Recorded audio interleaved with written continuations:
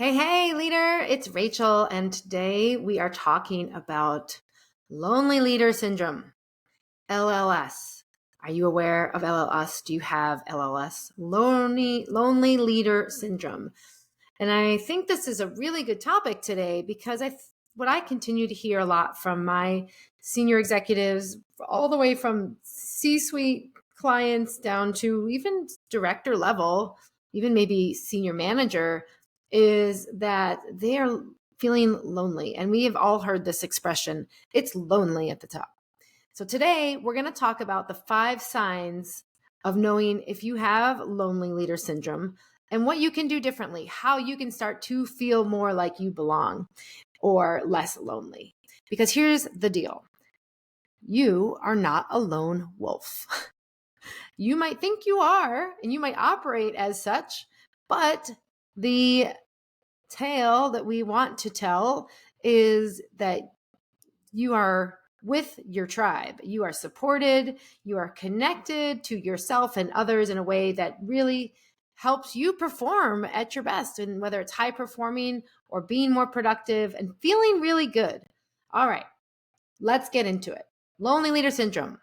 All right, first, let's talk about these signs. I'm curious if you have any of these signs, then just keep track of that. Do you have 1 sign or 5? I'm a big fan of signs. You know, when I wrote The Power of Pause, how to harness the harnessing life-changing power of giving yourself a break, right? That book that I have and wrote about my burnout at Google and all these tools and emotional intelligence that I now help others learn. I had the 5 signs you need a pause. Okay, so this is a little different. It's to know if you're a lonely leader, but I love the number of 5 with these signs because I think we all have maybe one of them, but if you have 2 or 3, you probably have this condition. But here's the good news. You get to repair it and shift it. And why do we not want to be lone wolves first? Let's ask that question.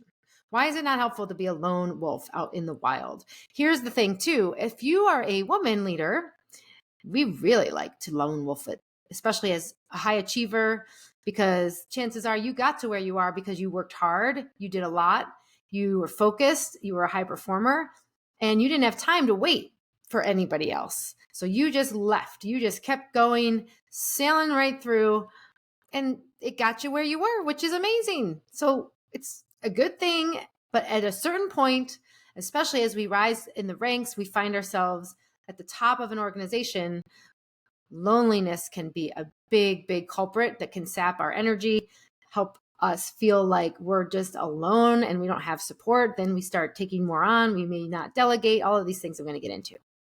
Whew, so let's shake that off. I don't want to be a lone wolf.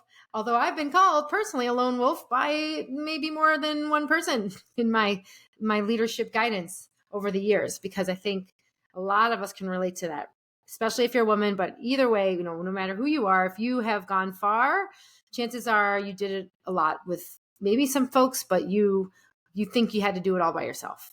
And so that's no longer the case, my friend. That is what I'm here to tell you today. And here's the 5 signs that you can think about. Okay. So the first one is very obvious. You may already qualify this because you are at the top. Okay. So if you are in the C-suite at your company, whether you're a founder, whether you've been brought in, any type of CXO role, maybe you're the leader, maybe you're a co-founder, the chief operating officer, chief revenue officer, everything, you name it, chief legal counsel, then these are at the top. And I would say that's the first sign that, like, are you there? Or are you not? And maybe you're not there, but there's other signs you're going to have. That's the first sign. You're at the top. The second sign, and this one's really interesting, is you think you're alone. You actually tell yourself, I'm by myself. There's no one here who can help me. You literally can hear your mind reminding you this. You may not say the words out loud, but your inner voice is screaming this. So you think in some way, shape, or form that you're alone. You're telling yourself this, I got to do this myself. There's no one to help me. Those are variations of this. But yeah, there's a voice happening within your head. Maybe it's a committee. That's something that we were joking about with a group of friends I'm in a book club with. We're like, there's not a voice in my head. It's a committee. So maybe one of those people in the committee, one of these voices is telling you, you're on your own, buddy. So that's the second sign. The third sign is that you don't ask for help.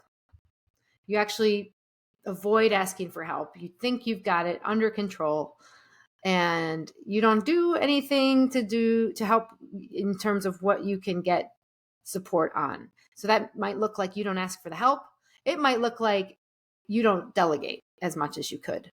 Doesn't mean you have to ask for help, but there might be things on your plate where easily someone else could be helping with this, or you might be able to push back that there's something else that can be done. I think all of that kind of qualifies, but it's literally, you might notice you're reluctant to ask. That's a sign.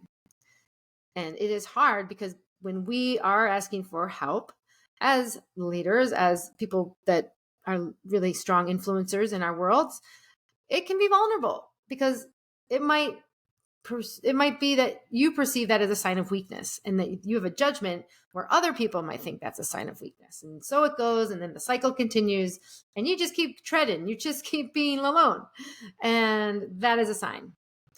Okay, and this also really applies to women, FYI, right? We women, we want to be strong. We want to be seen and heard for being efficient, sufficient, helpful, and maybe we are a little reluctant because if we admit we need help, then that might mean in our heads, again, not judging outside, but inside, the self-judgment might be, I am weak. I am not good enough. I don't have my, what together. Okay, I think I've hit that one home. That's number 3. Number 4, now this one is interesting. It's you're not proactively reaching out for support. This is similar to number 3. You're not asking for help, but proactively means you're calling people daily or weekly on your networking schedule. You're checking in with people. You're telling people in your life about what's going on and asking for support, even if it's outside of the job. So that would be number 4. So you do not do that. You maybe never thought to do that. Or if you do it, it's reluctantly doing it. You're like, oh, okay, here's my 2 calls for the month that I got to put in there. Reach out to this guy on LinkedIn, see what he says. Let's catch up. Okay, so that would be what I call dragging your feet and not being proactive. And I think this builds that muscle. It's just like going to the gym, where we build the muscle to connect and to know that we have other people around us, human to human type of connection, who care, who want to know about us. And to me, that's very helpful validation to know that I'm not alone and that you're not alone if you do it. That's number 4. And then the last 5th sign is you feel like you cannot share what's going on with anybody. So this is similar again to essentially the last one, but if you're feeling like, I can't share that, that's way too detailed or personal, guess what? That is a sign. There's some kind of blockage for you where there's a judgment going on. You're dampening what you want to be doing anyway, and it's just not serving you. Okay. Whew. All right. That was cool. So what do you guys think about these 5 signs? I'm going to just recap them very quickly. Number 1 is you are at the top. Number 2 is you tell yourself you're alone. Your voice is actively doing that, or your inside voices. Number 3 is you don't ask for help and delegate as you need to. Number 4, you are not proactively outreaching for support or networking and just being seen and heard a little bit. And the 5th one, the last sign, is you feel like you can't share what's happening. In fact, it feels a little bit like you're trapped. You're like, what am I going to do? How am I supposed to be with other people if I can't share what I do? And so there's that catch-22, and you just get in a spin cycle. Woo! All right. So how does that feel? If you look at that list, you kind of start to sort it. What goes on for you? How are you feeling as you just really think about these things? Maybe you're relating to 1, 2, 3, or 4, or 5 of them. And how many do you have? Let's tally that up. Maybe you have 1. Maybe you have 5. Maybe you're in the middle. Just know it's data. This is simply an observation. And this is really the key for leadership at this level, is knowing everything is data. I can be objective, although that takes more work and it's a little harder. All right, so now what do? How do we get into a space where we are no longer lone wolves, right? How do I get out of lonely leader syndrome? Well, now that you know where you're at, we can start to change things. And the first thing to know is to know and accept and to tell yourself that you are not alone. And you can even tell yourself, like, I am not alone. I am a leader surrounded by support. You're really creating a new vision and empowering belief for yourself. And then you can make a plan to get support. This is how things change. So remember, the support doesn't start with a humongous big 20 list thing that you do. It's literally little things, little one step, baby step. So the first step might just be the first week you tell yourself, I know I'm not alone. I have support. I know I'm not alone. I have support. You could say that to yourself once a day. You could calendar it in. You could put it in as a task. The key is this is reprogramming. The neuroscience here is happening where our brain is learning how to wire and fire in new ways together. So first thing is you got to create that new phrase, new mantra for yourself, new environment. That's the solution. And then the plan to get support might look like this. And it's going to be different for all of us, but think about your situation. The idea is to make a plan to leverage your peers. So who are your peers? It might be inside the company or it might be outside the company. But literally, I think what can be really helpful here is to start that outreach, the part that maybe you don't feel super comfortable with.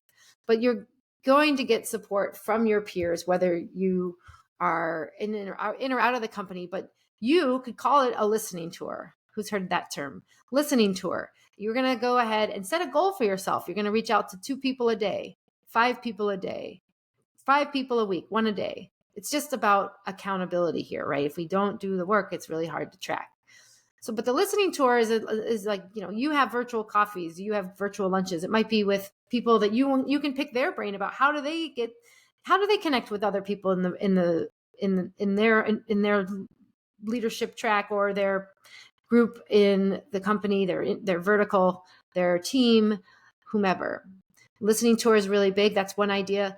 Connecting with others, knowing that you belong. And here's the catch. We have to create our belonging. You create your belonging. It's not something that happens to you. So if you want to belong and be with other people and get support, then we have to cultivate that. And that might you might tell yourself too, I belong. I belong. I know I belong. I'm working on my belonging. These are all variations of that. And then the last thing I would say is to know what your deeper desires are. What is the why behind why you want to get out of the syndrome? Lonely leader. Why would you want support? Well, maybe I can feel more supported. I can feel more sustained and renewed. I'll have a chance to take some downtime on Saturdays and Mondays and lunchtime. Just create that list for yourself because those whys are driving your directionals. They're driving your results. And so remembering your why is a great motivator, and it's happening moment by moment. So in the moment you can say, well, what do I want right now? What am I really truly desiring deep down? And you might call these yearnings. These might be deep desires, hungers that we all have, universal type of things like, well, I just want to be connected. I just want to see and hear, be heard and seen and connect. And I want to belong and I want to make a difference. Whatever that might be for you, write those down because these are the motivators. And when you are alone, my friends, do you think that these get met? Nope. We have to do something different. Okay, so this was a brief, ultra short excerpt today, but I hope that this is helpful because I think a lot of folks, even if you're not at the top, have lonely leader syndrome because you think you got to do it all your own, and it's just not the case. I hope you have some guidance here, and if you need more help with this, I'd love you to reach out. This is exactly what I help leaders do who want to master their emotional intelligence so they can rise to their next level. Because here's the thing.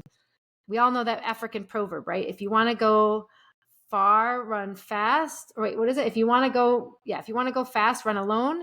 If you want to go far, run together. Boom.